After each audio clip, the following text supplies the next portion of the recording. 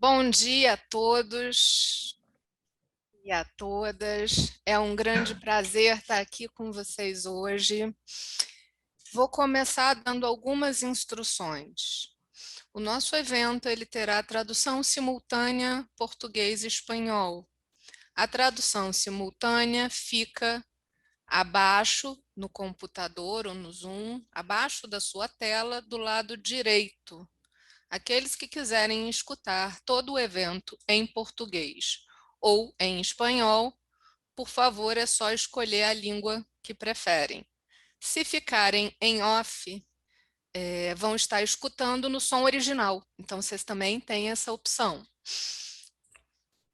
Ao final do nosso evento, teremos espaços para perguntas e respostas. Por favor, temos aqui question and answers também na barra abaixo da sua tela ou no chat. Fiquem à vontade para colocarem seus comentários, para colocarem suas perguntas. Vai ser um prazer a gente poder estar tendo essa troca de ideias. Meu nome é Anushka Soares, sou coordenadora de projetos do Programa Regional Segurança Energética e Mudança Climática para a América Latina, da Fundação Konrad Adenauer. É um enorme prazer estar realizando esse evento hoje com a Abraps, representada aqui pela Natália, pelo Rafael. Temos nossos excelentes panelistas, que será o senhor Ilan, o senhor Miguel, a senhora Carolina, experts no assunto, tratando dos seus projetos, contando para a gente um pouquinho mais o que cada país está desenvolvendo, o que cada instituição está trabalhando. É muito satisfatório para a gente estar podendo realizar esse tipo de evento, e extremamente importante para o planeta, né? A Fundação Konrad Adenauer é uma fundação política alemã, representada pelo Partido União Democrático Cristão.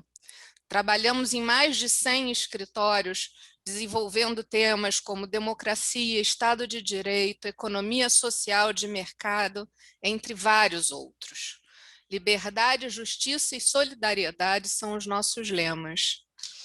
O nosso programa regional, que é um programa da Fundação, ele está focado em América Latina, né? Mas existem outros programas nos outros continentes também desenvolvendo os mesmos temas, porque tanto a segurança energética da região e do mundo, como a questão das mudanças climáticas, são extremamente importantes e têm que ser discutidas. Ainda mais agora, depois da gente estar... Depois não, porque ainda estamos vivendo, né? Mas está passando por essa situação toda, dessa pandemia mundial, a gente começou a ver o que são os temas importantes e aonde a gente precisa trabalhar mais para termos um desenvolvimento sustentável para o planeta. O Programa Regional Segurança Energética e Mudança Climática na América Latina tem como sigla ECLA, e assim nós somos reconhecidos ao redor do mundo. E ele foi concebido como uma plataforma de diálogo, a fim de promover processos de tomada de decisão políticas. Porque o nosso principal objetivo é conscientizar e sensibilizar os atores políticos e os tomadores de decisões sobre as questões ligadas à mudança climática, meio ambiente e segurança energética. Nós organizamos eventos ao redor do mundo, onde trazemos expertos, profissionais, especializados, estudiosos, pesquisadores, políticos, para estar tratando desses temas, trocando ideia, trocando conhecimento e expertise, né? E o nosso objetivo central é realmente sensibilizar esses atores. E por que a Alemanha se envolve em tantos projetos assim? Porque para os próximos anos a política energética alemã é baseada em um consenso multipartidário em favor de uma transição energética acelerada. A Alemanha busca mudar completamente para fontes de energias renováveis, reduzir drasticamente os gases de efeito estufa que prejudicam o clima e melhorar também sua eficiência energética até 2050.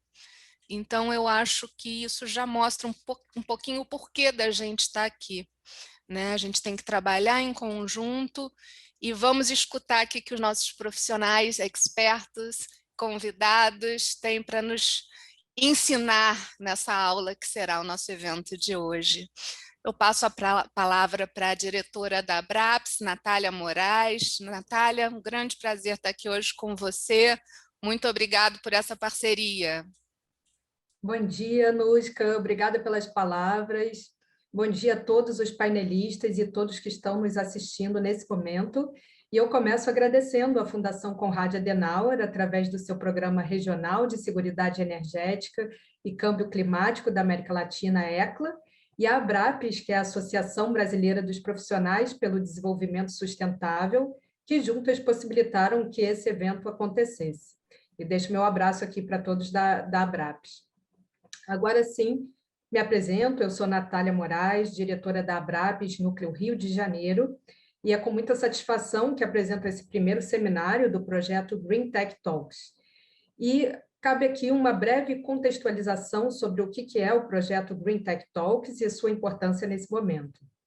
A Anushka já deu uma breve introdução, mas o fato é que nunca se falou tanto em recuperação verde, finanças verdes, negócios sustentáveis, e no mundo todo há exemplos, né, de pacotes bilionários voltados para a economia verde atualmente. E para ilustrar a importância e o montante de investimento, no caso do setor de energia, acabou de ser publicado nesse mês um relatório da Agência Internacional de Energia sobre o financiamento da energia limpa em economias emergentes e em desenvolvimento, que afirma que o investimento nesses países, ou seja, nos países em desenvolvimento, eles precisam aumentar em mais de 7 vezes, em algo em torno hoje de um patamar de 150 bilhões de dólares, para mais de um trilhão de dólares até 2030, para que o mundo possa zerar as emissões líquidas até 2050. E, de fato, as tecnologias de diversas naturezas voltadas para o desenvolvimento sustentável são vistas hoje não apenas como absolutamente necessárias, né, no contexto de mudanças climáticas, transição energética e preservação ambiental, mas também como um grande motor para reativar a economia e gerar empregos. E isso é muito importante, especialmente no caso da América Latina. Então, o Green Tech Talks, no contexto da América Latina, tem como objetivo disseminar conhecimentos sobre essas tecnologias verdes, entender em que contexto são melhor utilizadas, que agentes de governo, empresas e ONGs estão envolvidos e quais impactos ambientais, econômicos e sociais estão associados a elas. Além de promover, é claro, o maior diálogo entre os países da região, que é muito importante. Nunca também é demais dizer que precisamos enfatizar e ter em mente a necessidade de redução das desigualdades dentro dos países da América Latina e promover prosperidade em linha com os Objetivos do Desenvolvimento Sustentável, os ODS da ONU, sem deixar ninguém para trás. Dito isso, entramos no tema do nosso primeiro seminário do Green Tech Talks, sobre o desenvolvimento sustentável na América Latina, a contribuição da geração fotovoltaica, e é com muita satisfação que passo, então, a palavra para o Rafael. Rafael, é com você. Muito bom dia a todos, a todas. Queria, primeiramente, agradecer a Nuska, Natália, agradecer à Fundação Konrad Adenauer pela possibilidade de trazer essa oportunidade junto com a Abraps, para todo mundo que tem interesse neste tema. Estamos em diferentes fusos horários, mas acredito que seja bom dia para todos que nos assistem, né? Espero que vocês estejam bem, de saúde, suas famílias estejam bem, antes de mais nada.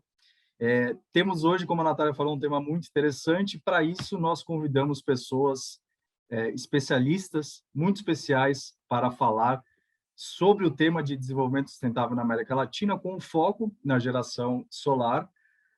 Então, eu me junto hoje aqui como moderador. Eu sou Rafael Boraski, sou membro da Abraps também, sou associado e sou do Núcleo Rio de Janeiro. Junto com a Natália, a gente coordena um grupo de trabalho sobre cidades sustentáveis e energias renováveis, né? e justamente por isso a gente trouxe hoje, convidou pessoas muito especiais, que são o senhor Ilan Cooperstein, né, do C40, a Carolina Messa, coordenadora de projetos do ICLEI, e Miguel Lara, que é diretor de desenvolvimento da Atlas Renewable Energy. Então, falamos de México, Colômbia, Brasil, mas, na verdade, falamos da América Latina como um todo. Esse é o grande objetivo hoje aqui. Então, por que energia solar? A Natália comentou muito bem, já fazendo uma ponte aí para a gente começar as apresentações. A Natália fez uma ponte muito interessante. Hoje aqui a gente fala sobre os Objetivos de Desenvolvimento Sustentável da ONU, principalmente a ODS, né, número 7, que trata sobre energia limpa e renovável e acesso a um custo acessível para todos. E dentro de uma ideia de desenvolvimento sustentável, que é basicamente a gente racionalizar, deixar mais produtiva a maneira com que a gente faz negócios, como a gente se relaciona socialmente, questões financeiras, ambientais.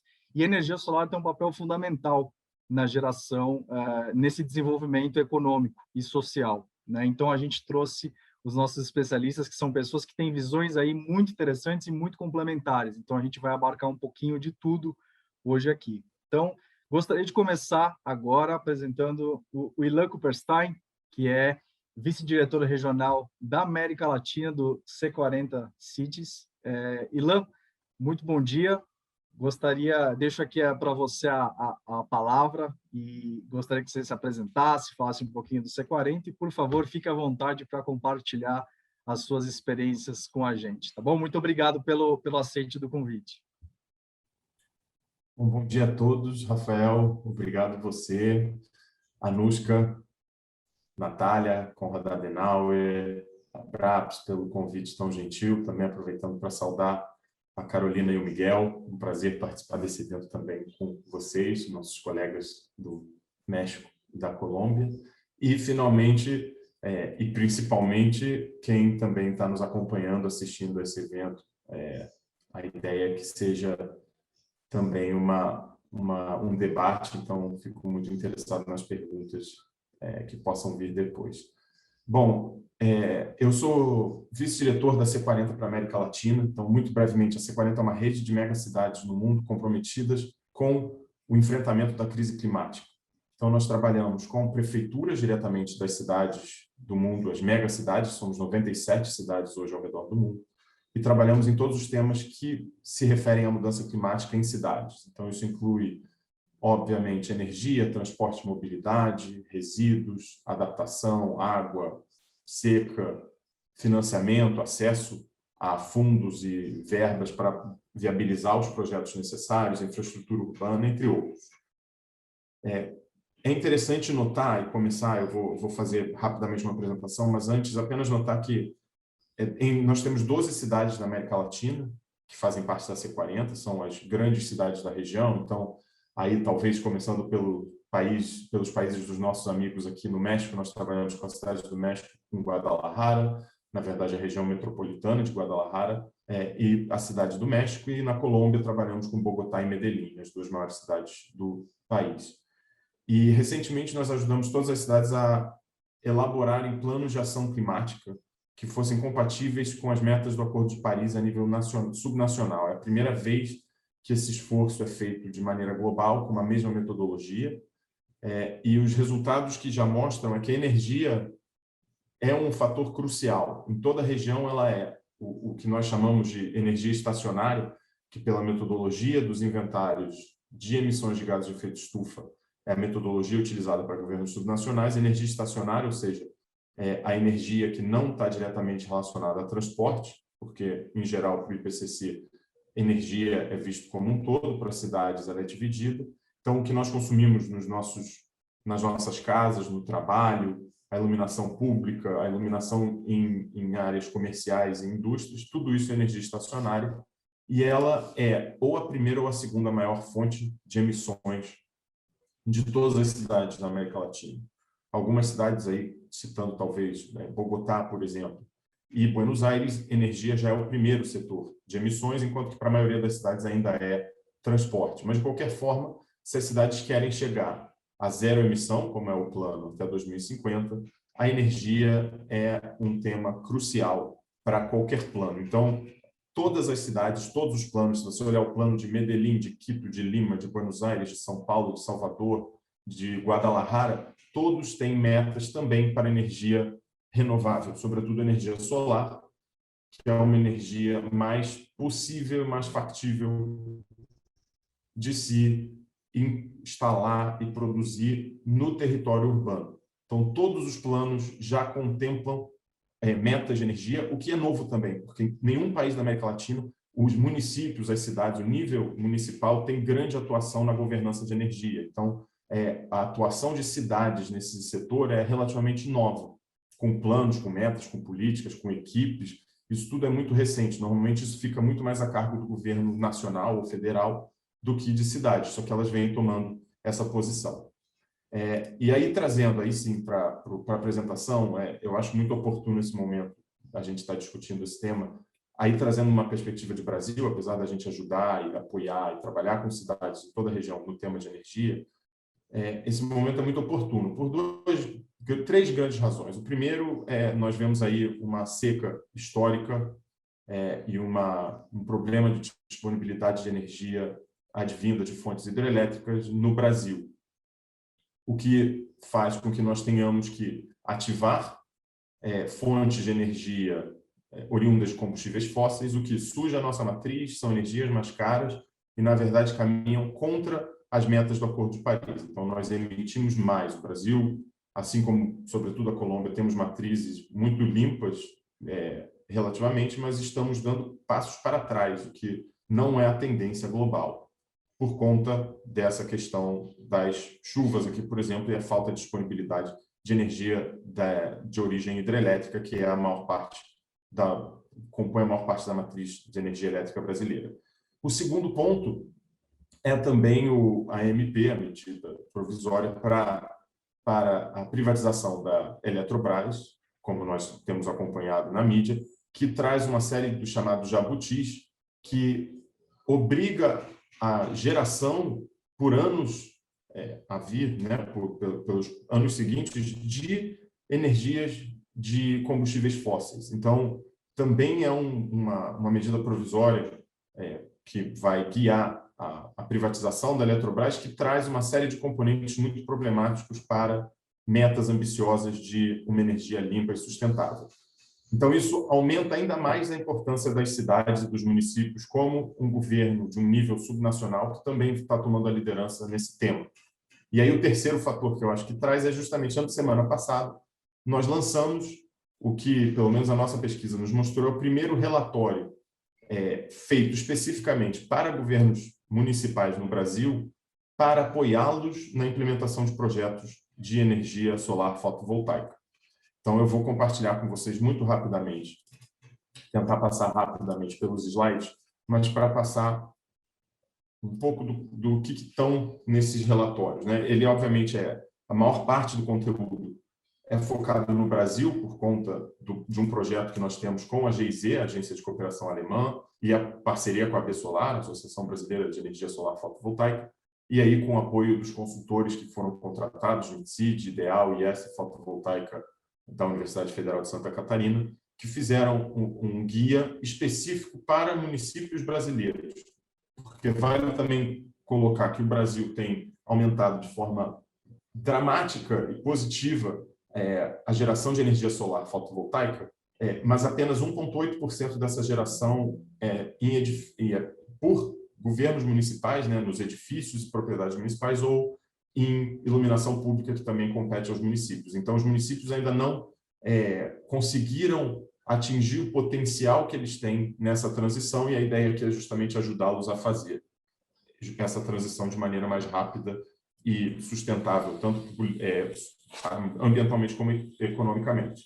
Bom, são dois relatórios que nós lançamos, são duas partes de um mesmo relatório, eu posso colocar depois o link no chat. Então, o primeiro relatório trata da parte de planejamento e estruturação, ou seja, traz aí um pouco, esse já é o índice, o contexto nacional, quais são as políticas hoje, quais são as regulações que incentivam a geração de energia solar fotovoltaica, sobretudo distribuída, quais benefícios isso traz para os municípios, os modelos de negócio que hoje são disponíveis, os passos para as cidades que querem começar, aspectos técnicos, um guia e os casos de sucesso. Então, muito rapidamente, aqui, como eu havia mencionado, a energia da matriz elétrica brasileira é majoritariamente limpa, se considerarmos a hidroeletricidade como uma fonte limpa, mas as cidades no Brasil também são grandes consumidores de energia. 75% das emissões globais de gases de efeito estufa, sobretudo do setor energético, são emitidas nas cidades. E a matriz, como se pode ver aqui, e isso a gente está vendo os resultados, ela não é tão diversificada. A matriz elétrica brasileira, apesar de ser bastante limpa, então, como o problema das chuvas, que também já é um impacto climático, isso torna o nosso sistema vulnerável. Então, já começa aí talvez um ponto importante para a energia solar, que é a questão da variabilidade, da diversidade de fontes e a segurança energética advinda dessa energética crucial, energia solar, energia eólica, outras formas geotérmicas. A boa notícia é que a energia solar, o preço tem diminuído substancialmente, é o maior crescimento entre as renováveis na última década, empurrada sobretudo pela China e pela Europa, mas o Brasil vem tomando um papel de destaque, sobretudo nos últimos 2 anos e meio. Isso não é um acidente, como a gente vai ver. Na verdade, isso vem, primeiro, de um entendimento dos benefícios. Então, aqui, para as cidades, como a gente já falado, existe um potencial muito maior de geração de empregos a partir da energia solar distribuída do que, por exemplo, para cada 1 milhão, seja de reais ou de dólares, investidos em energias fósseis, né, de combustíveis fósseis, geram 1/4 dos empregos que são gerados, em geral, com o mesmo valor investido em energia solar, devido, sobretudo, à capilaridade. Não são projetos centralizados, são projetos que incluem uma série de edificações, planejamento, a própria equipe que vai montar. Então, gera muito mais empregos e traz benefícios socioeconômicos, diminui a conta de luz, diminui as emissões de gases de efeito estufa, traz mais previsibilidade também para a conta dos cidadãos ou da própria prefeitura, e tem outros benefícios, por exemplo, como esses compromissos que todas as cidades têm adotado com metas climáticas. Isso não é um acidente no Brasil, eu não vou entrar em detalhes, mas o Brasil tem um arcabouço regulatório muito sólido de apoio à energia solar, começando sobretudo em 2012, com uma regulação da ANEEL, a Agência Nacional de Energia Elétrica, que define a famosa REN 482, que define ali a microgeração e a minigeração. Depois ela é revista em 2015 com mais detalhes para definir exatamente o que seria esses números, são revisitados e também discriminados pela fonte. Mas o mais importante é isso aqui. Basicamente, hoje, o grande projeto de energia solar. Alô, vocês me escutam? Sim. Alô? Sim, Ila, eu só desativei a sua câmera porque deu uma instabilidade no sinal, então eu vou deixar sua câmera fechadinha até melhorar, tá bom? Tá ótimo, perfeito. Obrigado. Qualquer coisa avisem, podem interromper. Pode deixar.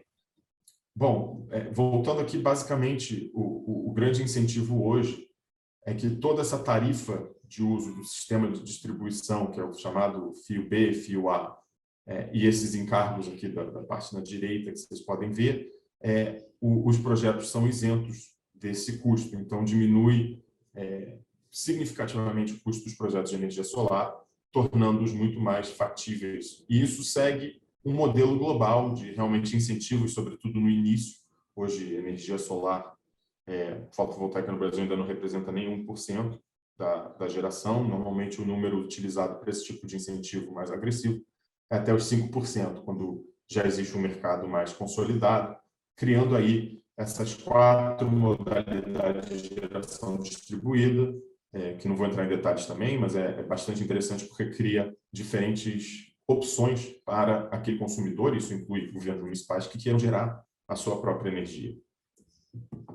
Aqui são os passos, é interessante só passar rapidamente, para aquele município que quer iniciar um projeto de energia solar, e aí tem várias definições a serem tomadas, mas aqui a gente começa a pelo menos dar uma orientação, um mapa do caminho, começando com governança. Como eu mencionei, não há hoje, em geral, unidades de gestão energética ou de projetos de geração de energia em municípios, então é necessário criá-los, trazendo pessoas de diferentes secretarias, de meio ambiente, fazenda, muitas vezes de obras, de educação, se forem escolas, de saúde, se for projetos em hospitais, para criar essa unidade de gestão, estabelecendo os objetivos, ou seja, qual é a razão de buscar essa energia solar fotovoltaica, como nós vimos, tem várias, analisar o quadro legal e regulatório, qual seria considerações preliminares sobre o financiamento, isso vai ser definido depois, mas já entender qual é a possibilidade, a gama de opções que essa cidade tem, envolvimento dos stakeholders, então, envolver, por exemplo, tanto dentro da prefeitura, então, se é um projeto em escolas, que traga a Secretaria de Educação, que traga os gestores daquelas escolas selecionadas, mas também com a sociedade em geral, por exemplo, com as crianças, com os pais dos alunos de uma escola pública, eventualmente explicando e aproveitando um projeto também para o seu conteúdo didático. Finalmente, decidindo aonde implementar, então, existe uma série de critérios, né? Pequenas áreas com elevado potencial, como normalmente são telhados de alguns edifícios, ou projetos em larga escala, onde você aproveita uma área maior para uma geração de uma quantidade maior de energia. Então, todos esses critérios devem ser avaliados e, finalmente, definir uma linha também temporal, uma cronologia para seguir o projeto. Então, aqui, uma vez realizado esse projeto, tem também uma questão dos aspectos técnicos, que aí entram em detalhes que eu acho que não vale entrar, mas a situação daquele local, a potência, qual é a área necessária para a geração desejada. Isso aqui já falei até um pouco, telhado ou solo, isso depende também de outras questões, como irradiação e tamanho do projeto. E o relatório 2, que aí sim esse foca nos aspectos técnicos, sobretudo de tecnologia dos projetos fotovoltaicos, e as questões de financiamento e modelos de negócio. Novamente, isso aqui são projetos muitas vezes pequenos, mas que exigem, sim, uma questão técnica complexa. Então, eu vou uma ilustração, um exemplo aqui, por exemplo, de layout demonstrativo 3D. Isso muitas vezes é algo requerido no projeto, justamente para o gestor poder entender e visualizar como seria o projeto, além de todos esses temas aqui listados. Os serviços que são importantes e são responsabilidade da integradora, ou seja, a empresa que vai ser contratada, é muito importante para o sucesso do projeto. Então, claro, requerer um projeto completo, garantir as condições de infraestrutura, instalação, segurança, também manutenção e garantia. Então, aqui a gente chega mais para o final, na questão de financiamento. Então, a gente buscou todas as fontes de financiamento que existem hoje para municípios. Então, o BNDES tem alguns fundos já conhecidos, como o FINEM e o Fundo Clima, agências de fomento, bancos de desenvolvimento regionais e a Caixa Econômica Federal também tem linhas hoje de apoio para projetos de energia solar distribuída, e financiamento internacional, que vem tanto de fundos de investimento como de bancos internacionais,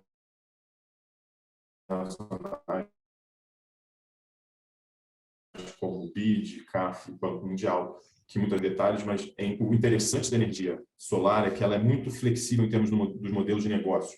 Então, nós podemos ter aqui, o primeiro, que seria um financiamento normal, com financiador para o município, mas também ou seja, eu pegaria um empréstimo ou equity, uma PPP, que aí você cria normalmente um SPE, né? Uma sociedade de propósito específico, dividindo as responsabilidades entre o parceiro público e privado, Aluguel de ativos é algo mais recente, que é o chamado leasing, que também pode ser um projeto interessante. Isso tudo vai depender da cidade, mas isso é o que é legal. O município, dependendo da sua situação fiscal, financeira, da disponibilidade de terreno, ele pode definir modelos de negócio que sejam mais apropriados para aquela circunstância. Não há um modelo só, como muitas vezes acontece com grandes projetos de geração de energia que nem competem ao município. Então, não só o município tem a possibilidade de gerar sua energia, como ele tem a possibilidade de explorar diferentes modelos e fontes de financiamento a partir desses modelos também. Existem algumas formas de obter esse financiamento, um investimento próprio. Então, hoje, por exemplo, nós temos um projeto em Curitiba que temos apoiado, que vai ser o primeiro projeto de geração de energia solar em um aterro sanitário encerrado, que o município fez uma análise, nós ajudamos, e eles chegaram à conclusão de que seria mais interessante eles mesmos investirem. No entanto, isso não é a situação da maioria dos municípios brasileiros, ainda mais no cenário de crise. Então, é interessante que Curitiba mesmo, antes de fazer esse projeto muito grande, fez um projeto baseado no PE, que é o Programa de Eficiência Energética. Por lei, deve ser destinado de toda distribuidora um valor referente ao total dos seus recursos para projetos de eficiência energética. Começou com um pequeno sobre o processo para aí sim fazer investimento. Fontes, aqui a gente fez uma lista, varia muito do tamanho do projeto, as alternativas de financiamento que devem ser buscadas. Aqui, os casos de sucesso, como eu mencionei, o Curitiba Mais Energia, que é um projeto municipal de geração de energia renovável, começou com um pequeno projeto do Programa de Eficiência Energética e depois pediu apoio da GIC para esse projeto muito maior, de cerca de 8 megawatts, tanto no aterro encerrado, porque o limite seriam 5, mas em sistemas diferentes é possível, assim como em terminais rodoviários da cidade também. Outros casos incluem uma PPP em Salvador, em um nexo habitacional de renda, de inclusão. E aí vem outros projetos, acho que vale aqui ressaltar um que não está aqui também, que é o projeto de Boa Vista, que hoje tem a maior geração de energia solar de um município no Brasil. Desculpa te cortar rapidamente, só te lembrar para a gente, em questão de tempo aqui. Perfeito. Vou te dar mais 2 minutinhos, tá bom? Só para a gente concluir aqui e manter o nosso cronograma. Desculpa. Não, perfeito. Preciso até de menos. Em 1 minutinho acho que dá para fechar. E, bom, aqui já a conclusão é que as mudanças climáticas elas já são uma realidade. Hoje a gente vive isso no Brasil, com essa crise hídrica, como a gente mencionou. Os custos já pesam no bolso de todos os cidadãos, que hoje tem que pagar mais caro pela sua energia, em um momento de crise econômica. Então, a energia solar ela traz essa série de benefícios e nós esperamos, com esse relatório, com outros projetos, que as cidades tenham cada vez mais um papel de liderança e de protagonismo nesse tema, e ficamos à disposição aí. Aqui estão os sites, as fontes, eu vou também compartilhar com vocês essas fontes no chat, e agradecer mais uma vez pelo convite. Muito bom, obrigado, Ilan, foi excelente, foi ótimo. É muito importante a gente discutir dentro das cidades, né, os sistemas que têm um impacto muito grande para residências, para comércios, para empresas e para o setor público também.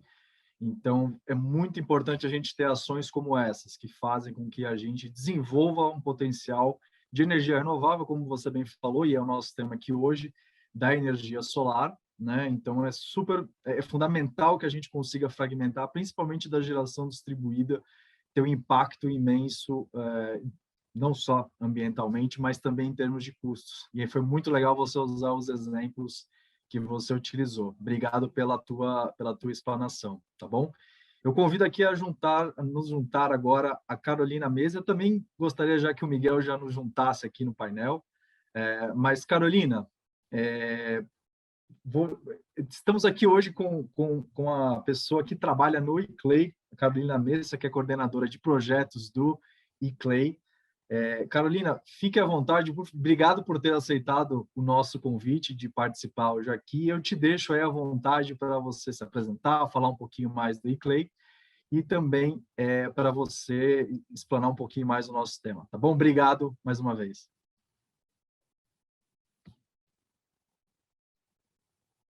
Muchísimas gracias, Rafael, por la introducción. Muchísimas gracias a todos los participantes que nos acompañan en la mañana, tarde de hoy. Un gusto estar aquí con ustedes.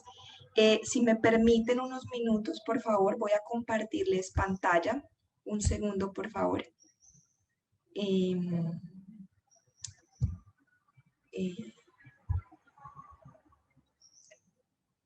Voy a minimizar esto.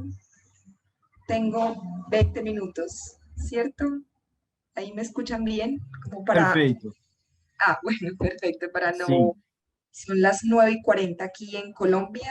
Perfecto, 20 minuticos para estar pendiente del tiempo. Listo, perfecto. Entonces, les voy a hablar un poco de Urban LEDs, ¿cierto? En el marco del SLAP. Más adelante, esperen, no sé si ven esto. Sí, perfecto. Entonces, como decía Rafael, voy a hablar de ICLEI para darles un contexto de Urban LEDs, del tema del SLAP y contacto. El punto 1 y 2 los pasaré un poco más rápido porque me quiero centrar en el punto 3, que es el tema del SLAP, que se relaciona con energía fotovoltaica, que es el tema que nos reúne a todos y todas el día de hoy. Entonces, ICLEI, darles un poco de contexto, yo trabajo para ICLEI, Gobiernos Locales por la Sustentabilidad, es una red que integra más de 1.750 ciudades alrededor del mundo. Estos son los 5 caminos que nos unen y por los cuales trabajamos en los diferentes proyectos. Entonces tenemos el camino bajo en carbono, el camino basado en la naturaleza, equitativo y enfocado en las personas, resiliente y circular. La idea es trabajar y proponer soluciones integrales a los gobiernos locales donde trabajamos y donde tenemos acción. Perfecto. Este es el mapa de la red alrededor del mundo. Tenemos el Secretariado Mundial que ustedes ven en el recuadro ocre, el recuadro amarillo, se ubica en Bonn, Alemania. Luego, los recuadros verdes son las oficinas regionales. Y si nos vamos, donde creo que estamos la mayoría de personas el día de hoy, participantes, panelistas que me acompañan en Sudamérica, tenemos la oficina regional de América del Sur que se ubica en Sao Paulo y tenemos 2 oficinas de proyectos, una en Colombia, donde yo hago parte, y la otra oficina se encuentra en Argentina. Perfecto.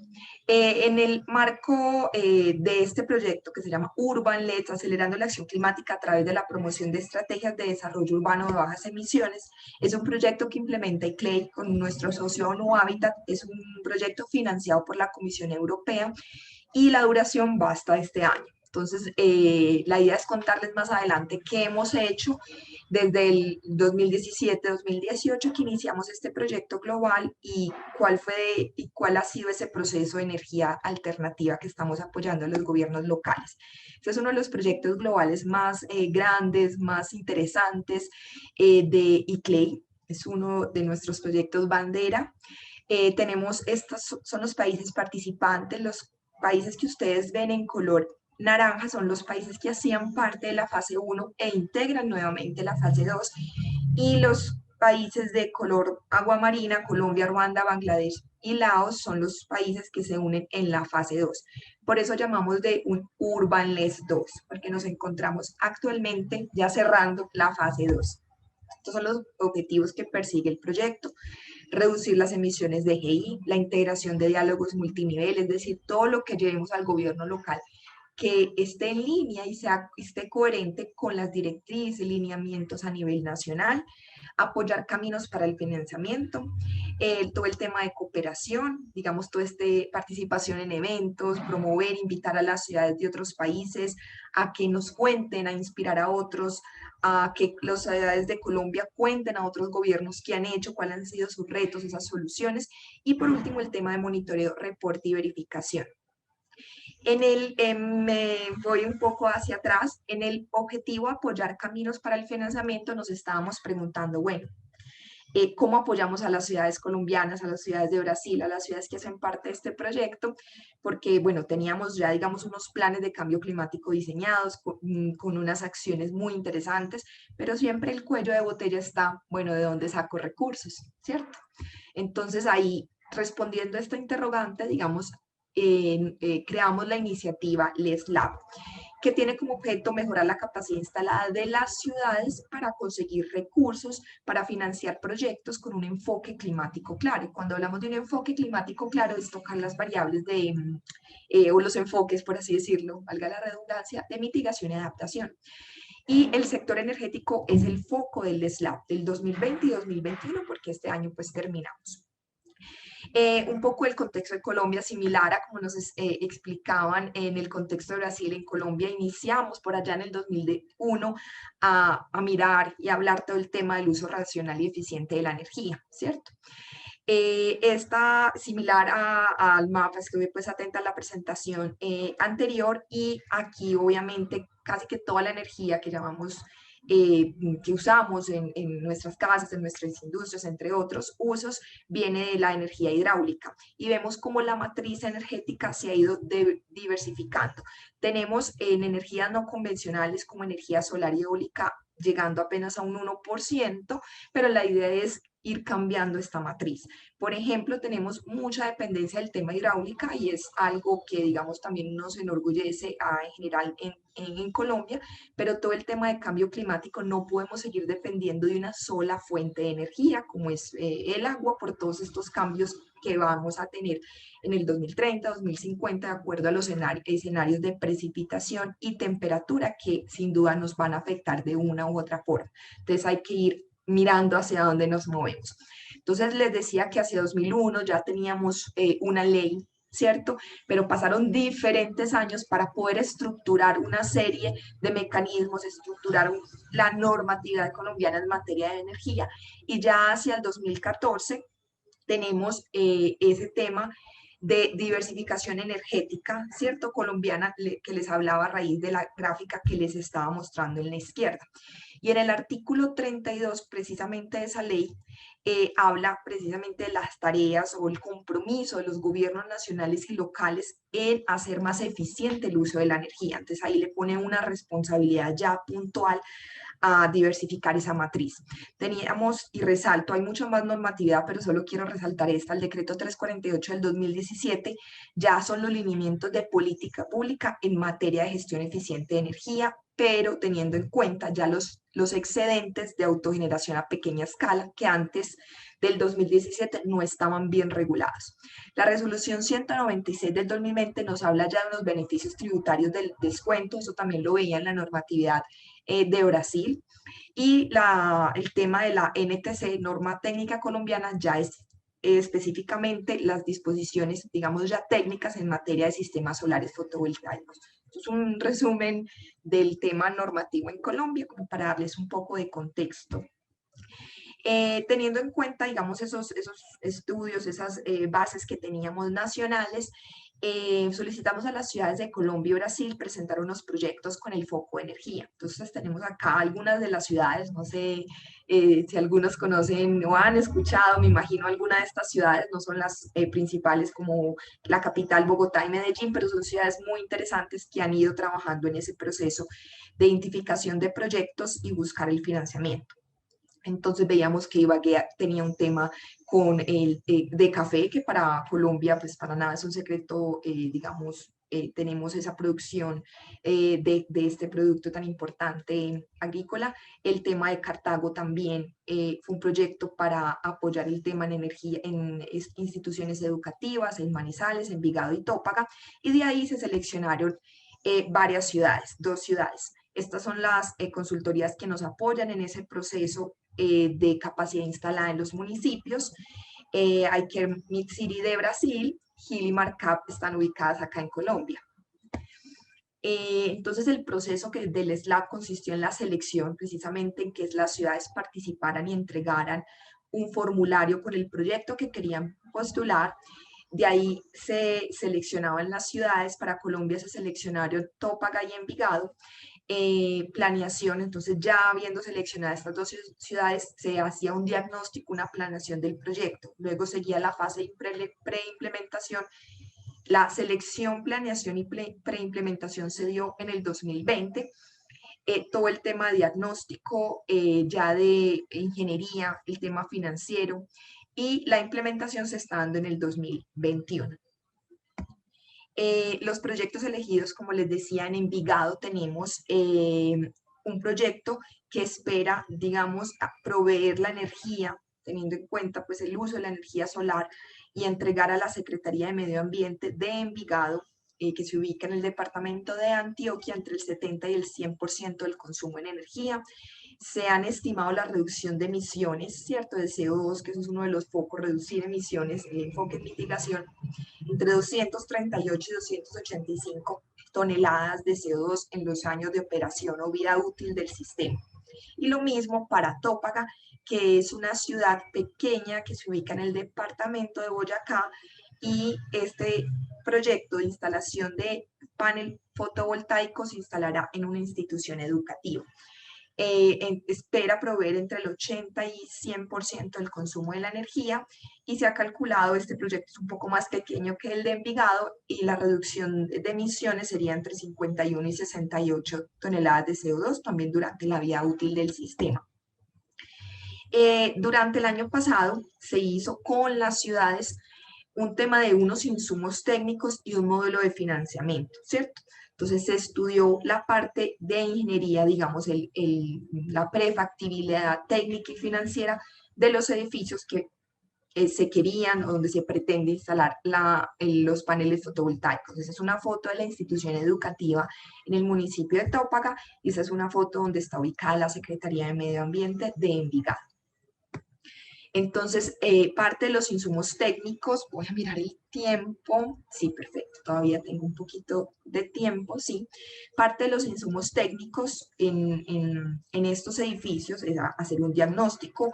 Hay un tema que no solo es instalar el panel fotovoltaico, sino también hacer unos cambios en unas luminarias, perdón, para el tema, y apostar a las medidas de eficiencia energética, que bien, como ustedes saben, es muy importante todo el tema de medidas de eficiencia energética, pero no es suficiente para las metas nacionales y, digamos, globales que nos hemos impuesto. Entonces, por eso es que hay que buscar otras soluciones energéticas, y en este caso la energía solar fotovoltaica es una de las soluciones, no es la única. El proyecto solar fotovoltaico, qué estructura, dónde se iban a instalar los paneles, cuál era el área que teníamos, todo el tema de sombras, el análisis de riesgos y todo el tema de seguimiento y monitoreo. También con las ciudades, parte de ese modelo de financiamiento se construyó en 3 etapas: identificación de las necesidades del gobierno local, la caracterización de las condiciones de las fuentes de recursos y el proceso de selección y presentación de resultados, también teniendo en cuenta esa interacción con la banca, con la entidad financiera.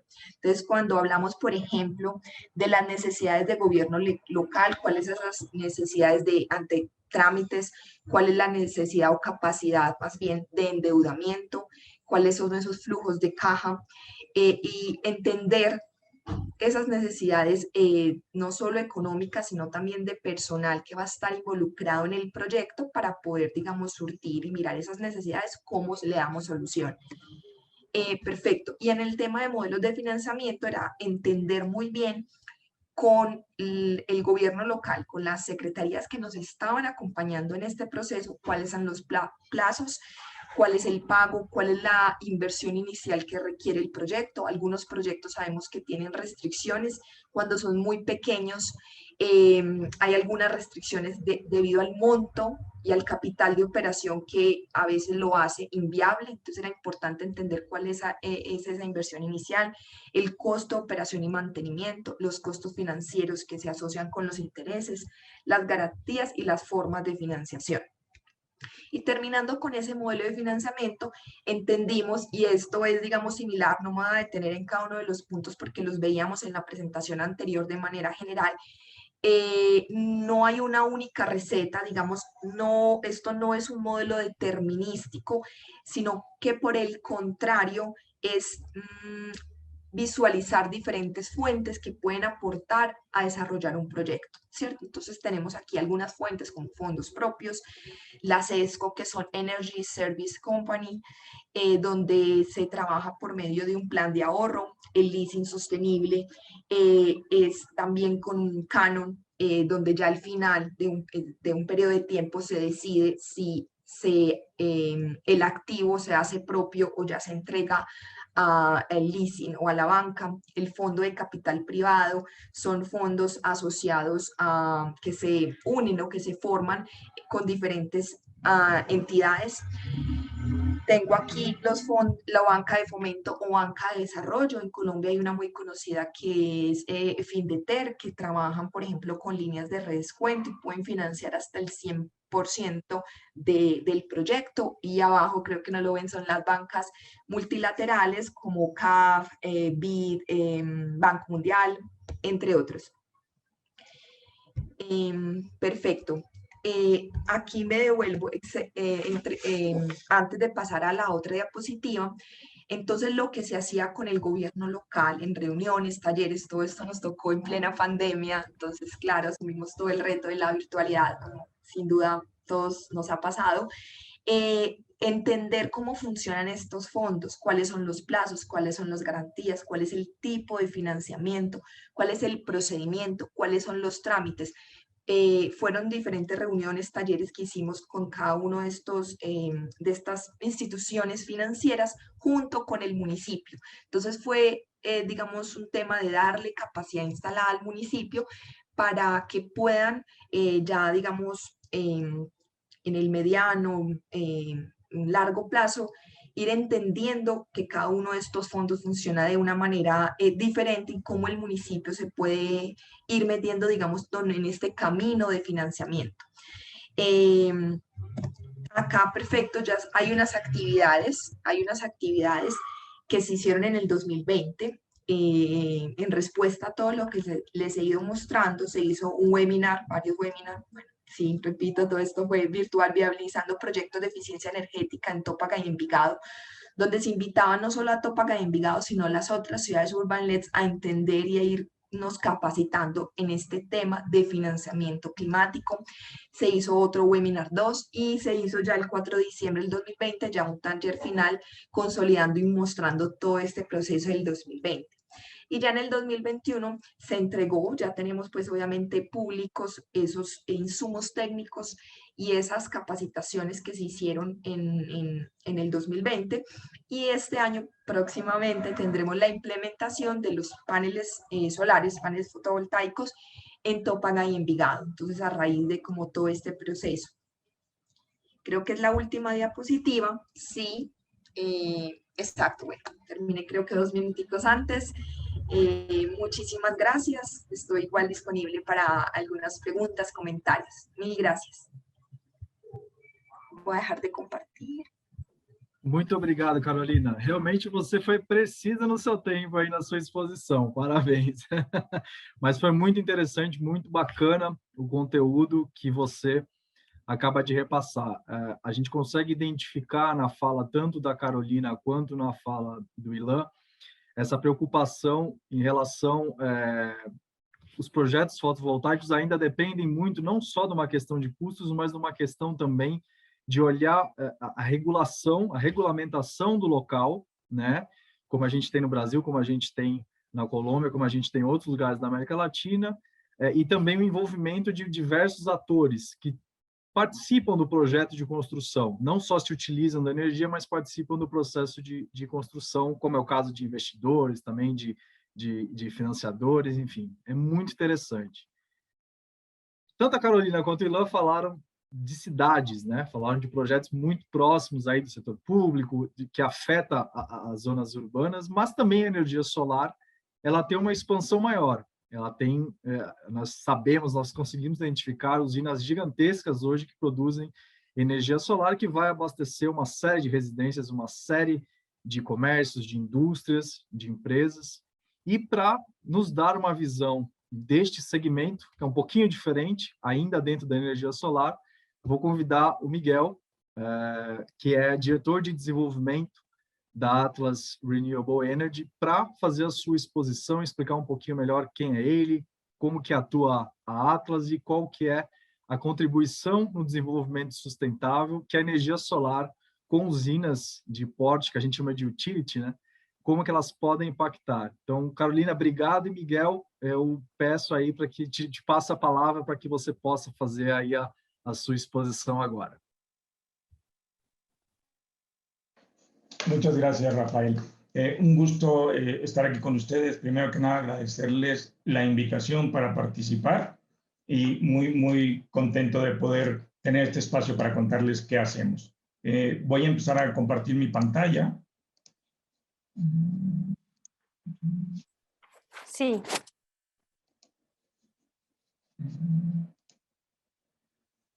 Ya la pueden ver, ¿correcto? Correcto. Okay. Entonces, bueno, mi nombre es Miguel Lara, yo trabajo para Atlas Renewable Energy, que como bien mencionaba Rafael, somos una empresa que se dedica a la producción de energía, principalmente fotovoltaica. Nosotros tenemos presencia en Latinoamérica. Nuestros mercados principales son Chile, Brasil, México, donde tenemos una gran presencia. El día de hoy tenemos aproximadamente 2,000 megawatts en diferentes etapas entre operación, construcción y desarrollo. Entonces, bueno, nosotros, yo creo que como pueden ver, el proyecto más pequeño que tenemos es aproximadamente 17 megawatts, pero tenemos proyectos que pueden ir hasta los 400 megawatts instalados, que son ya proyectos que llamamos utility scale. Yo quisiera empezar esta charla hablando primero un poco más de las condiciones globales y voy a terminar hablando ya de proyectos específicos. Entonces, me disculpo anticipadamente porque tomé algunas de las imágenes de los reportes que publica la Agencia Internacional de Energía Renovable y se quedaron en inglés. Entonces verán alguna mezcla entre imágenes en inglés y algunos comentarios en español. Pero revisando las publicaciones que tiene la Agencia Internacional de Energía Renovable, especialmente su reporte que hace una visión hacia el escenario de 1.5 grados centígrados, que es hacia donde tenemos que apuntar para limitar el calentamiento global, nos damos cuenta que hay 6 principales componentes para reducir las emisiones, ¿no? Principalmente, o lo grueso de estos están en la generación con energía renovable, como bien dijeron los otros panelistas, el uso y conservación de energía, y principalmente, diría yo hoy, la electrificación de los sectores finales. O sea, son sectores como, por ejemplo, el transporte, que necesitan ser electrificados para dejar de usar combustibles fósiles. Entonces, si seguimos la lógica de este documento, que es el Outlook de la transición hacia el 2050, podremos ver que la energía renovable juega un rol fundamental en habilitar esta posibilidad para reducciones. Para el 2050, este reporte nos dice que el 90% de las soluciones tienen que ver con la generación de energía renovable, ya que habilitan la electrificación de otros sectores. Entonces podemos ver ahí que aproximadamente el 70% de estos esfuerzos para el escenario hacia el 2050 se basan en renovables, conservación de energía y electrificación de los usos finales. Siguiendo con la lógica de este reporte, vemos también que en la base instalada de generación renovable a nivel global para el 2018 era aproximadamente el 14%, contra 86% de energía que no era renovable. Y si seguimos la tendencia que hoy hay y los planes nacionales que están establecidos al día de hoy, hacia el 2050 nosotros esperaríamos tener un 23% de penetración de energía renovable y un 77% de no renovable. ¿Qué es lo que necesitamos para poder llegar a un escenario donde limitemos el calentamiento a 1.5 grados centígrados? Bueno, necesitamos acelerar muy rápidamente la penetración de energía renovable, la generación con fuentes renovables, como en este caso hablaremos hoy de la generación con energía solar fotovoltaica. Entonces, vemos que hay volvemos otra vez a la misma conclusión, es necesario acelerar rápidamente la electrificación, que esta electrificación provenga de generación con fuentes que sean renovables y necesitamos trabajar en la eficiencia energética. Y esto es, digamos, el motor de empresas como nosotros, como Atlas, que trabajamos por generar con energías renovables, apoyando este camino hacia la sustentabilidad. Me voy a ir ahora hacia un poco más específico qué está pasando con la energía solar, solar fotovoltaica, perdón, y siguiendo otra vez con esta lógica del escenario de 1.5 grados centígrados, donde hablábamos que la energía eléctrica tiene que aumentar rápidamente, o más bien la demanda eléctrica aumenta rápidamente por la electrificación, y vemos que hay una necesidad de pasar de una generación instalada, perdón, una capacidad instalada de 2.500 gigawatts hacia 2.700 gigawatts de energía. Vemos que gran parte de esta tendrá que venir de solar fotovoltaico.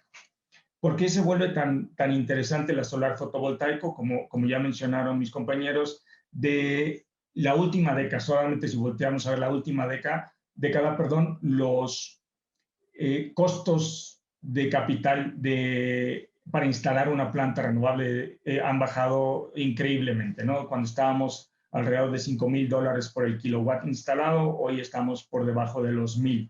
Esto, en consecuencia, ha hecho que el costo de la energía solar renovable se vuelva cada vez más competitivo. Hablábamos también que es un recurso que está uniformemente más distribuido en un país. O sea, al ratito les mostraré un mapa de México, pero es un recurso que permite colocarnos, como comentaban de nuevo mis compañeros, permite colocarnos muy cerca de los centros de carga. Ya en las ciudades estamos viendo instalaciones en los techos, que no es nuestro área de trabajo, pero vale la pena resaltar que solar, a diferencia de eólico, puede estar muy cerca de los centros de carga. Quizá para decirlo lo obvio, la limitante que tiene esta tecnología es que solamente genera durante las horas diurnas, por lo que necesitamos trabajar junto con otras tecnologías para que habiliten una mayor penetración en los sistemas eléctricos. ¿Cómo es el desarrollo de un proyecto solar en el que nosotros trabajamos? Aquí estoy mostrando un ciclo muy típico que cambia de país a país y de empresa a empresa, de cómo sería el desarrollo de un proyecto solar fotovoltaico. O sea, normalmente este tipo de proyectos toma un tiempo desde su concepción hasta que está en operación de 3 a 4 años. Y pasamos por una serie de etapas muy similar a lo que comentaban para los otros tipos de proyectos, donde hacemos una factibilidad. Aquí nosotros seleccionamos un sitio basado en el recurso solar, o sea, nos tenemos que asegurar que haya suficiente recurso para tener una producción aceptable. Pero a diferencia de los proyectos pequeños, nosotros tenemos que revisar muy detenidamente la capacidad de la red eléctrica para recibir toda la energía. O sea, se imaginarán que un proyecto de utility scale tiene una contribución muy importante de energía a la red y no todas las redes eléctricas están preparadas para recibirlo. Entonces, nosotros tenemos que hacer una selección muy cuidadosa de dónde se instalará un proyecto solar. Primero, con el filtro de que haya el suficiente recurso y la suficiente capacidad para recibir la energía. De ahí trabajamos muy de cerca con consultores ambientales y sociales para determinar si hay alguna alerta temprana que nos levante alguna bandera para impedir el desarrollo del proyecto. Y desde aquí estamos viendo la contribución de los proyectos solares fotovoltaicos, no solo la reducción de emisiones, sino también a contribuir con las comunidades donde trabajamos, que para mí esto es parte fundamental del desarrollo sustentable. Entonces, desde esta etapa nosotros hacemos una evaluación de impacto social y vemos cómo un proyecto nuestro va a impactar positiva y posiblemente negativamente a alguna comunidad, ¿no? Hacemos en esta etapa un diseño muy preliminar de la planta que nos va a permitir tener una idea de los terrenos que tenemos que rentar, nos va a permitir saber muy preliminarmente qué tipo de construcción vamos a hacer y avanzamos con los primeros permisos sociales. Pasando a la siguiente etapa de desarrollo, aquí nosotros ya tenemos una mejor visibilidad de si la red eléctrica va a permitir que entremos, aplicamos para una interconexión, realizamos los primeros permisos que cambian de nuevo de país a país, pero generalmente son los permisos ambientales y ecológicos los primeros que tenemos que trabajar. Hacemos estudios más puntuales para el diseño de la planta, que hacemos geotécnicos, hidrológicos, topográficos, y empezamos con un plan de gestión social. O sea, ya en la etapa anterior definimos cómo es una comunidad. En esta etapa estamos ya con un plan de cómo vamos a resolver algunas de las necesidades que tiene la comunidad en los proyectos donde trabajamos. Para no entrar mucho más en detalle, las siguientes etapas son básicamente de terminar todos los permisos que necesitamos para poder construir una planta y hacemos una selección y contratación del constructor para la planta. El tiempo de desarrollo, que es donde a mí me toca trabajar, es de 18 a 24 meses y bueno, estas slides son nada más para ilustrar un poco los puntos que decía anteriormente. Como pueden observar en México, el recurso solar en la imagen de la izquierda es muy distribuido en todo el país. El círculo rojo que pueden ver en el centro del país son centros industriales, se concentra una gran cantidad de centros industriales, que es donde se necesita la energía. Y los círculos azules que estoy marcando son sitios que tienen un gran potencial eólico, o sea, para plantas de generación con viento. Y aquí lo que quiero ilustrar es la lejanía que hay de estos centros de producción con viento de los centros de consumo. Entonces, esto limita un poco el desarrollo de los proyectos eólicos porque tienen que contar con redes robustas de transmisión que permitan sacar la energía de estos centros de producción. Y solar no tanto así. Solar, la ventaja de un proyecto solar es que podemos dimensionarlo tan grande o tan pequeño como sea necesario para poderlo adaptar a las capacidades de las redes eléctricas. También es importante mencionar aquí que ya a nivel país es muy difícil solamente contar con tecnología solar. Necesitamos tener una matriz más diversificada que nos permita complementar las horas donde no hay generación solar para que vayamos poco a poco limitando o dejando de prender plantas que utilizan tecnologías más contaminantes.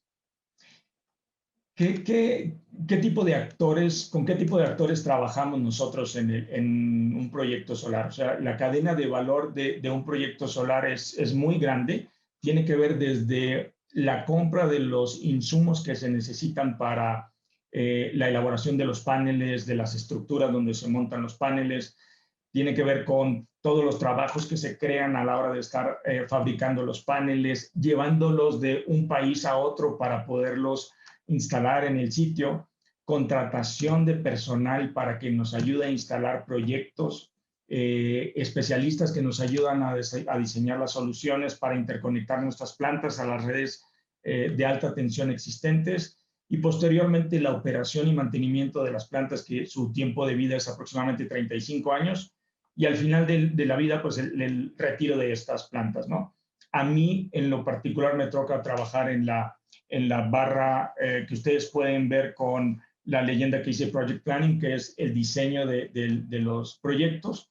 Y aquí la contribución de un proyecto solar es no solamente reducción de emisiones, sino todos los trabajos que se generan durante esta etapa. Y estamos hablando, por ejemplo, de consultores ambientales, sociales, abogados, técnicos que nos ayudan a hacer la topografía, la hidrología, asesores financieros para los modelos que nos van a permitir costear la energía, brokers que nos permiten ayudar a vender la energía, hasta personas que nos ayudan a diseñar los esquemas bajo los cuales vamos a importar y traer los diferentes componentes a los sitios donde construimos una planta. Entonces, yo creo que la contribución de un proyecto solar está muy ligada no solamente a la reducción de emisiones, sino a la creación de empleos y a la educación en temas de desarrollo sustentable de las comunidades, como lo veremos ahorita un poquito más adelante. Trabajamos con actores locales, o sea, ya en la comunidad trabajamos normalmente con propietarios de terrenos, con autoridades municipales, con comunidades y con negocios o empresas locales. ¿Qué hacemos, por ejemplo, con los propietarios de terrenos? Pues para ellos hay normalmente contratos de arrendamiento donde ellos tienen ingresos asegurados por la renta de los terrenos por más de 30 años. Con las autoridades municipales, normalmente tenemos que hacer pagos por licencias de construcción, de uso de suelo, y año con año estamos pagando el impuesto predial o el impuesto de propiedad. Con las comunidades donde estamos instalados, tenemos programas de gestión social y capacitación de empleo, y finalmente con las empresas locales tenemos capacitación para que ellos puedan ser proveedores. Se compran insumos locales durante la construcción e insumos locales durante la operación. Esto es a grandes rasgos lo que yo creo que un proyecto solar contribuye más allá de las reducción de emisiones. Ahora, si me permiten, voy a mostrar otro documento que muestra pues qué es lo que hacemos nosotros en cada proyecto donde trabajamos. Ya yéndonos de lo macro hacia lo específico. Miguel, você já tem 5 minutos, tá? ¿Perdón?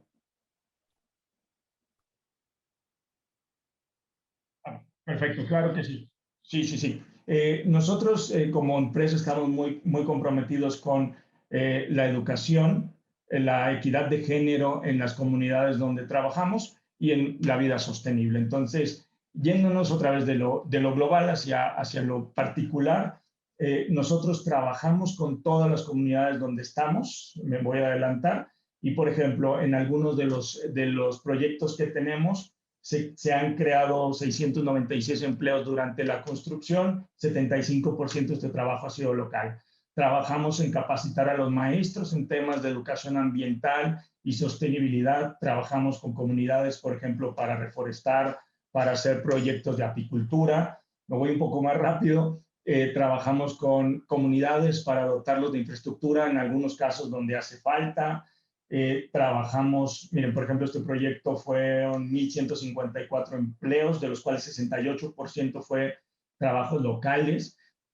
Tenemos programas de educación ambiental que, de nuevo, no puedo resaltar la importancia de esto. Un proyecto solar no solamente reduce emisiones, sino que nos esforzamos porque eduque y capacite en las comunidades donde trabajamos.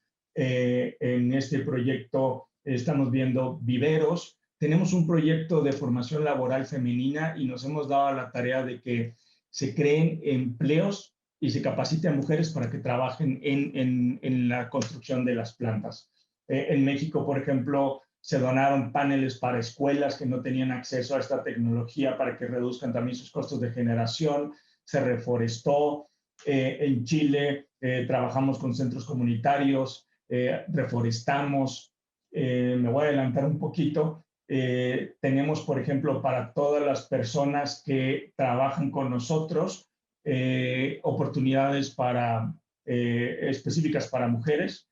Tenemos programas de liderazgo para mujeres diseñados específicamente para reducir la brecha que hay con la equidad de género. Y finalmente, me voy a adelantar, perdón, porque se nos acaba el tiempo, pero ponemos mucho énfasis en la seguridad industrial. Capacitamos a las personas que trabajan en nuestros proyectos y esto es algo que ellos se llevan una vez que el proyecto ha terminado. Entonces, creo que fue muy breve y muy apresurado, pero para cerrar, creo que un proyecto solar apoya mucho más que reducir emisiones y apoya en las comunidades donde trabajamos y crea conciencia de lo que es un desarrollo sustentable. Muchísimas gracias. Perfeito, Miguel, muito obrigado. Foi excelente, foi muito esclarecedor, né? A gente poder conhecer um pouquinho mais do trabalho das grandes indústrias, né? Você deu um panorama geral muito interessante. Te agradeço aí pela sua contribuição, que foi excelente. Então, Aos nossos convidados agora, faremos uma rodada de perguntas. Então, quem ainda tiver interesse, quem quiser mandar uma pergunta, por favor, faça na medida do possível. A gente vai colocando as perguntas para os nossos convidados. Ilan, primeira pergunta, eu sei que você já começou a responder, mas é interessante, acho que você desenvolveu um pouquinho mais, né? Que é uma pergunta bem interessante, que foi o Márcio que fez, sobre a questão, como que funciona a questão de quem procura os prefeitos, o C40 auxilia, são as prefeituras que vão atrás. E aí, dentro dessa pergunta, eu até te adicionaria uma outra questão, como que está a troca de experiências entre esses governos municipais na América Latina? Como que eles conseguem hoje se unir para trocar as melhores práticas? Vamos dizer, o que você consegue falar para a gente? Bom, é uma boa pergunta e eu acho que todas as acima, nas alternativas que você colocou, seria a resposta certa. Por quê? Porque a C40, a gente tem uma série de programas que a gente abre no decorrer do ano, ou às vezes em períodos mais longos. Então, por exemplo, o apoio para Curitiba e para o Rio, para os primeiros projetos de fazenda solar que as cidades estão fazendo, Curitiba um pouco mais avançado, que começou antes, para o projeto que eu mencionei no Aterro Encerrado, que chega a quase 5 megawatts de geração, no Rio um pouco menos.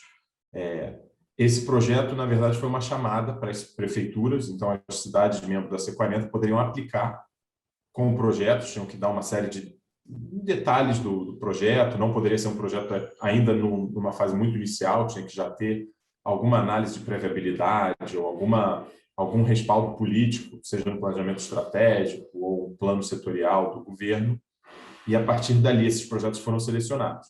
No entanto, a gente também tem que ser, a palavra que não existe em português, mas responsivo às cidades, ou seja, não só reativo, talvez. Então, Salvador, por exemplo, nos procurou no começo do ano e pensou que eles querem, como um dos eixos da recuperação econômica da crise, ter mais projetos de energia solar na cidade. A cidade já tem alguns mecanismos e algumas políticas bastante pioneiras, como, por exemplo, dar um desconto no IPTU baseado na instalação de placas solares, mas, além disso, eles queriam dar outros incentivos. Então, nós conseguimos financiamento, contratamos uma consultoria, estamos acompanhando para a elaboração de uma lei municipal de incentivos, são mais de 20 incentivos hoje em discussão, para projetos de energia solar, desde a instalação de empresas na cidade até incentivos urbanísticos, por exemplo, que poderiam ser dados para a geração de energia solar fotovoltaica. Então, um pouco dos dois. E a segunda pergunta que você fez a base, o DNA da C40 é a troca de informação. Então, absolutamente tudo que a gente faz, a gente compartilha com as outras cidades. Então, o próprio projeto do Rio veio depois do projeto de Curitiba, muito também em razão do que Curitiba já vinha fazendo. Então, a ideia de se colocar uma fazenda solar, né, explorando aí o limite de 5 megawatts da regulação de geração distribuída em um aterro sanitário encerrado, já era uma ideia que o Rio tinha, mas com o avanço de Curitiba, o Rio também deu esse passo de forma mais consolidada. Esse relatório que a gente fez, a gente também está apoiando prefeituras como Belo Horizonte e como Ponta Grossa, no Paraná, em projetos semelhantes, levando as lições aprendidas. Então, realmente, o Michael Bloomberg, que hoje é presidente do board da C40, já foi presidente da C40, ele brinca dizendo que na C40 nós estimulamos o roubo. Então, o roubo das ideias é um roubo que a gente estimula para ninguém ter que reinventar a roda, para as cidades poderem realmente aprenderem umas com as outras e aumentando e crescendo em cima do que já foi definido. E muitas vezes, acho que vale só ressaltar, o que também não dá certo. É tão importante entender o projeto que deu errado como entender o projeto que deu certo. Perfeito, muito bom. Só lembrando, quem não está no Brasil, o Ilan comentou do IPTU, que é um imposto territorial urbano, tá? Só um adendo aqui. Carolina, você levantou a mão, você gostaria de comentar sobre esse tópico também?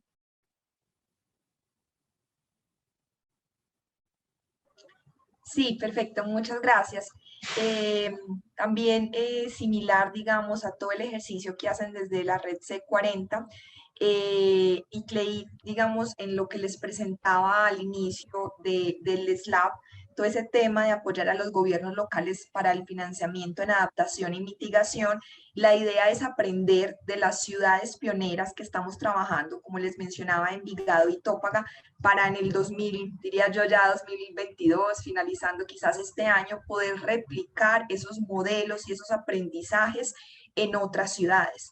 Entonces, obviamente no podemos decir a la fecha que ya lo sabemos todo, que ya tenemos todo el panorama claro de ese financiamiento climático, pero creo que fueron grandes aprendizajes del 2020 y 2021.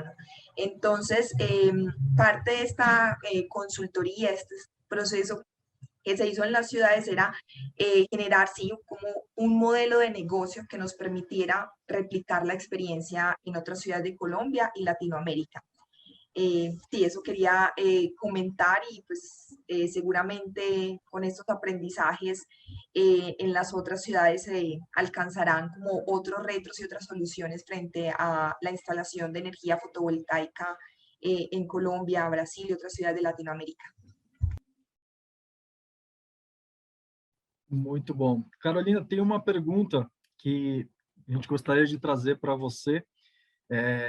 Como que você enxerga hoje, a gente está falando muito sobre governos também, como que você enxerga a preocupação de fato desses agentes com as ODSs, né, em implantar isso, em trabalhar isso dentro das cidades, e como que você acha que tem sido o panorama, pelo menos aí na Colômbia, em relação, a gente vive ainda um momento de pandemia que trouxe uma crise econômica para todos os lugares do mundo, em diferentes níveis, mas trouxe, né? Então, isso compete. Os projetos de energia solar, os projetos de desenvolvimento competem com outras urgências, né? Como que você enxerga isso em relação a isso? Como que os governos têm tratado isso e a visão deles sobre os objetivos de desenvolvimento sustentável da ONU?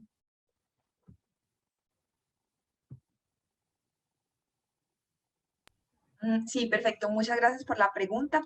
Sin duda el tema de los objetivos de desarrollo sostenible, ahorita en Colombia, y me imagino pues obviamente también en Brasil, en México, hablo pues de los países que ahorita pues nos acompañan en este panel, digamos están trabajando muy fuerte a nivel de gobierno nacional y a nivel de gobierno local. Y sin duda están muy ligados, muy relacionados con el tema que nos pone hoy este panel, este seminario de energías solares fotovoltaicas. Y creo que es importante, pues yo sé que obviamente todos tenemos en mente el objetivo ODS 13, que es la acción por el clima, pero quiero resaltar además de ese, que todos lo tenemos sin duda muy claro, es el objetivo 17, que es las alianzas. Yo creo que este tema de la pandemia nos deja una lección de que no podemos actuar de manera individual, sino que hay que unirnos. Y eso lo vemos no solo a raíz de la pandemia, sino también el tema de cambio climático es algo de unión, de conversar, de cooperación. Y lo resalto es porque cuando empezamos a plantear este tema de energía solar fotovoltaica, veíamos que, bueno, el gobierno tenía diferentes limitaciones. Entonces, bueno, ¿con quién me voy a unir para entender cómo es el proceso? ¿Con quién me voy a unir para acceder a los recursos? Entonces sí resalto muy importante este último objetivo, que por ser el último no es el menos importante, sino que hay que tener mucha atención en este ODS 17. Perfeito, excelente, muito bom. Miguel, temos perguntas para você também, tá? Temos aqui, dentro da sua explicação, na parte final, você falou bastante da questão social, do impacto, né, que a construção das usinas possui ali nas comunidades, assim, imagino como no México e no Brasil também é muito parecido.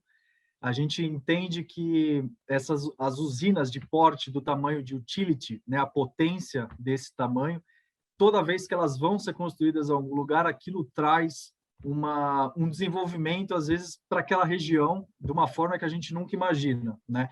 Então, eu gostaria que você comentasse um pouquinho mais sobre esse tópico e também falasse, a gente comenta muito sobre ESG, né? Governança sustentável, as finanças sustentáveis e tudo mais.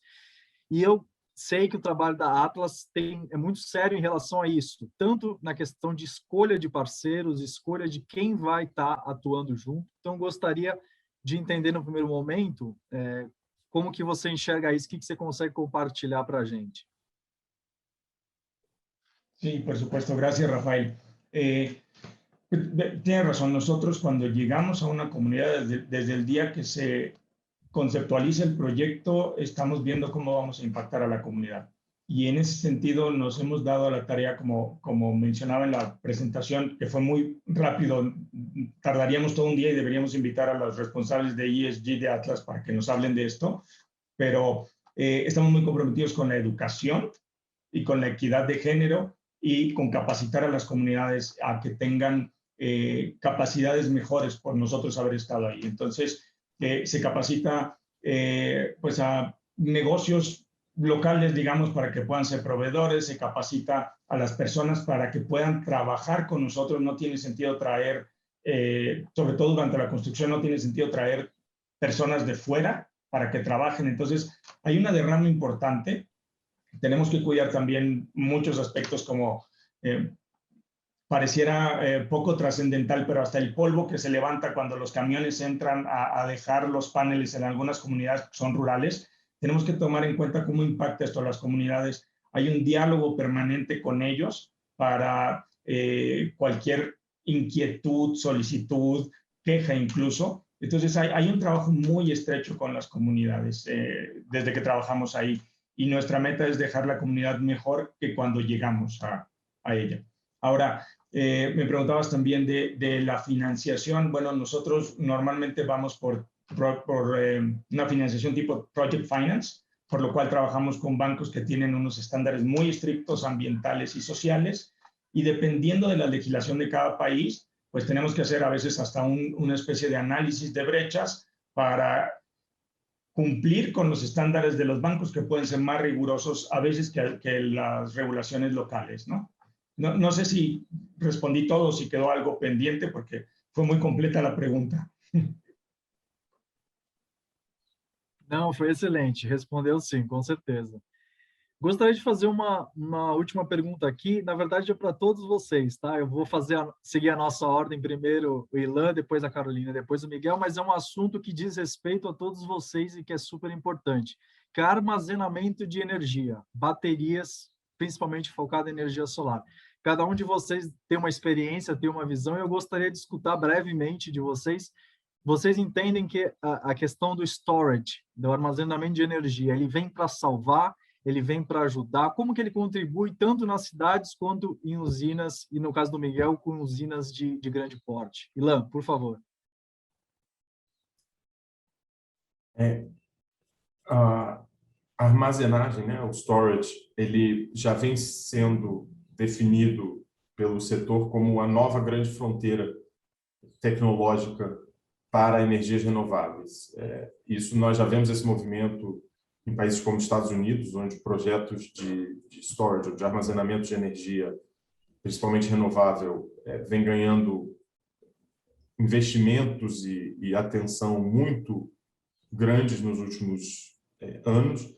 E isso também vai chegar, e é o próximo passo, inclusive, para nós podermos nos basear mais em energias renováveis, sobretudo aquelas intermitentes, como é o caso da solar, da eólica, para garantir a segurança da rede, né, a estabilidade da rede. Então, o storage ele ainda é caro, mas ele passa pelo mesmo processo, exatamente o mesmo processo que todas as outras tecnologias renováveis passaram. O preço vem caindo de forma bastante rápida, as tecnologias vão melhorando, e nós vemos que é o futuro. Então, assim como hoje a energia solar e a energia eólica já podem competir com outras fontes, os projetos com storage também vão se tornar projetos factíveis em muito pouco tempo, e fica a ressalva apenas de que eles devem ter, muitas vezes se fala do preço, mas ninguém olha o subsídio que a gente dá para combustíveis fósseis. Os subsídios que nós damos em toda a cadeia são gigantescos. Então, a única questão na verdade, priorizar os subsídios nesse momento para a armazenagem, né, para tecnologias de armazenamento de energia, porque muito em breve elas já serão factíveis e trazem todos os outros benefícios que a gente tem falado, né, de não precisar, por exemplo, o que a gente faz hoje, que é ligar uma termoelétrica quando a gente precisa, nesse momento agora no Brasil. Então, realmente, a nova grande fronteira o armazenamento e ela vem sendo vencida muito rapidamente. O Brasil e a América Latina em geral têm que acompanhar esse movimento, porque senão a gente, inclusive, corre o risco de perder competitividade. Perfeito. Carolina? Hola, sí, perfecto. Me uno de acuerdo con los comentarios de Ian, solo agregaría algo y resalto de su respuesta, es que, claro, digamos, en cuanto veíamos con las ciudades y con los gobiernos locales apoyando todo este tema de cómo financiar proyectos climáticos, ¿cierto? Veíamos que el tema de recursos económicos era un poco limitado de dónde los buscábamos, pero enhorabuena, digamos, en cuanto, pues hablo en el caso colombiano, los costos asociados, pues aquí nos mencionan de almacenamiento, pero los otros costos asociados a como tal a las baterías, los microinversores, los paneles, digamos que esos costos se han ido reduciendo y todo gira en torno a ir reduciendo esos costos para la operación, la instalación, para que se pueda, digamos, activar y potenciar. En Colombia alrededor de la energía de fuentes no convencionales de energía está muy baja, pero la idea es aumentarla para aumentar esa matriz energética, entonces abaratando esos costos que ya están llegando, pues como enhorabuena en territorio colombiano. Yo creo que esa es la pregunta, o sea, eso es realmente el centro del enfoque que deberíamos tener todos ahora, ¿no? Almacenamiento no solamente de corto plazo, como podrían ser las baterías, que hoy creo que nos dan una solución de horas, pero hay proyectos muy interesantes, como en Chile acaba de ponerse uno que usa un almacenamiento termosolar. No estoy seguro de cuánto tiempo, pero hay proyectos de este tipo que pueden tener hasta 15 horas de almacenamiento, lo cual te permite que un solar pueda estar generando, termosolar, o sea, concentrado, no fotovoltaico, pueda estar generando durante la noche. Y estamos empezando a ver nacer una industria de hidrógeno verde que estamos pensando podría tener almacenamiento de meses incluso, o sea, poder transformar esta energía que hubiera en exceso durante las horas solares y almacenarla por meses, incluso exportarla de país a país. Entonces creo que este tema de almacenamiento no solo debería enfocarse a baterías, que me parece muy, muy importante hoy, sino a soluciones que nos permitan limpiar la matriz energética de aquí a 2050.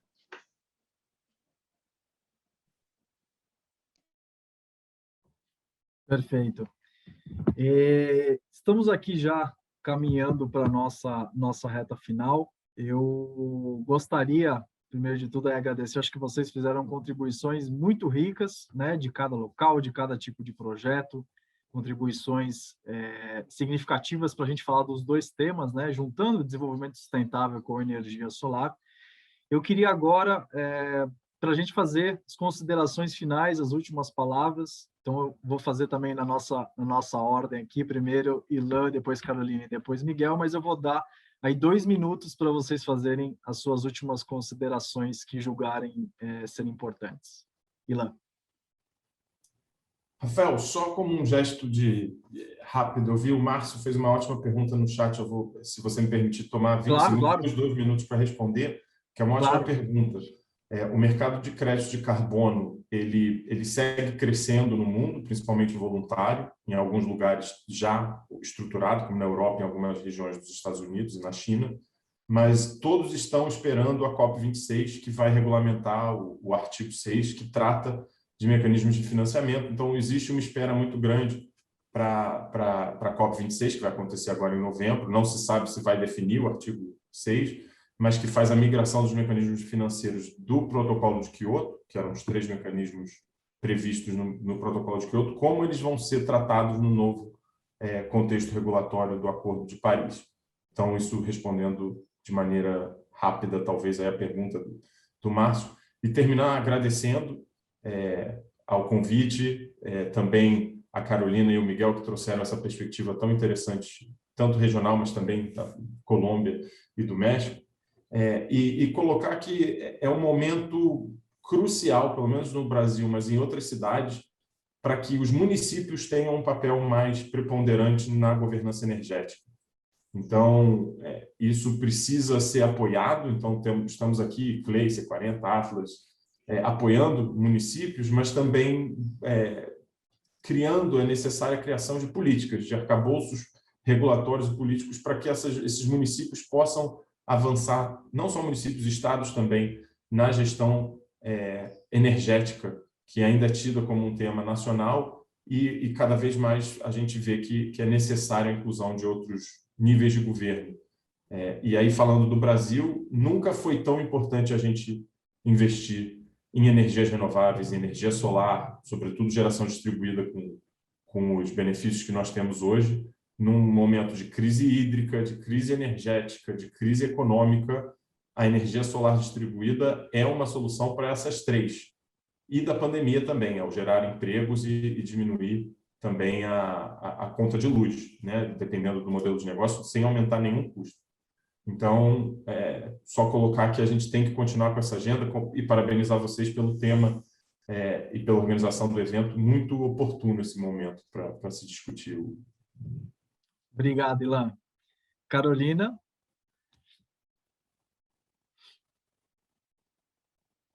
Perfecto, estaba activando el audio. Sino agradecer a todos y a todas por la participación. Termino, digamos, mis conclusiones con ese pregunta, comentario que nos acaban de hacer. Y en efecto, en el caso colombiano, en respuesta a la actualización de la NDC, Contribución Nacionalmente Determinada, Colombia actualizó su NDC, ¿cierto? Aumentando la ambición al 51%. Entonces es una ambición significativa donde no solo los gobiernos locales, sino actores privados, academia, todos debemos unirnos para contribuir a ese tema de la reducción de emisiones. Y apuntando precisamente, se han ido creando, actualizando el marco normativo para poder dar entrada a todas esas soluciones y a esos mecanismos que nos proponemos. Y apuntando, por ejemplo, lo que mencionaban en el comentario sobre la ley de carbono en Colombia fue generada en el 2016, precisamente para apoyar y poner ese impuesto a los combustibles asociados, por ejemplo, al petróleo, gasolina, querosene, jet. Y en Colombia, por ejemplo, pues hablo del caso colombiano, tenemos que ese impuesto es alrededor de 15.000 por tonelada, 15.000 pesos COP, eso es más o menos $5 por tonelada de CO2. El impuesto pues acá a nivel nacional. Entonces hablo solo de esto en respuesta al comentario, pero en general se han ido actualizando pues, normas como la NDC y sí, los gobiernos ahorita están apuntando también con sus planes de desarrollo a tener acciones contundentes para reducir las emisiones de gases de efecto invernadero y también apostarle al lado de la adaptación al cambio climático. Agradecer a todos y todas. Muchas gracias. Obrigado, Carolina. Miguel, por favor. Bueno, yo quisiera regresar al inicio de la presentación donde vemos que la brecha entre lo que existe hoy y lo que necesitamos es muy amplia, ¿no? Entonces, basado en eso, quisiera agradecerles el espacio que nos brindaron, porque conversaciones como estas son las que se tienen que dar todos los días a todos los niveles para que podamos ir cerrando esa brecha. O sea, es fundamental que entendamos que las acciones del día a día tienen una repercusión y que es obligación de todos contribuir a que podamos cerrar estas brechas en beneficio de todos. Y esta es la razón de ser de empresas como nosotros, como Atlas, de la cual estoy muy, muy contento de pertenecer. Y bueno, agradecerles a todos el tiempo.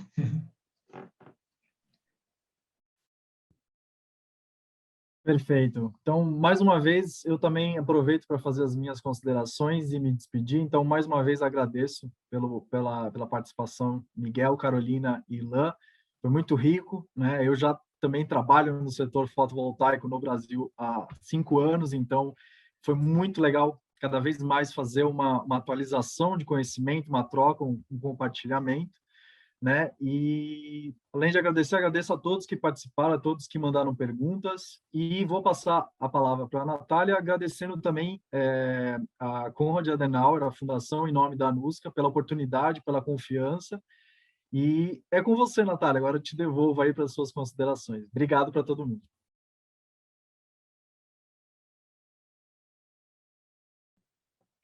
Olá, todos me escutam? Sim?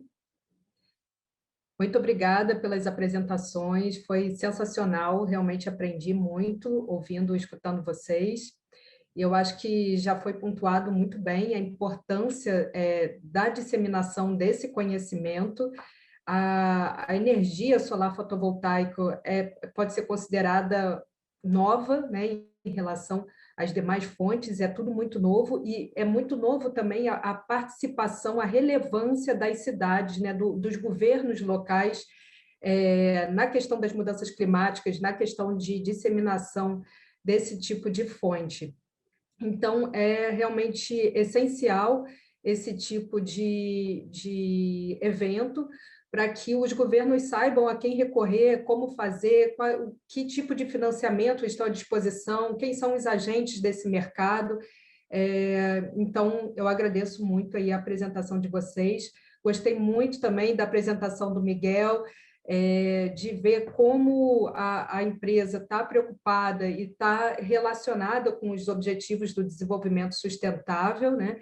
Eu acho que a gente tem toda essa preocupação com as mudanças climáticas, mas elas também vêm aliadas a essa questão, essas questões sociais que a gente enfrenta. Então, a gente tem a capacidade de, através desse tipo de disseminação da energia solar fotovoltaica, também trazer soluções aí para essas outras questões econômicas e sociais que a gente está enfrentando. Quero deixar aqui meu convite para que os espectadores entrem lá na Abrapes, conheçam quem é a Associação Brasileira dos Profissionais pelo Desenvolvimento Sustentável.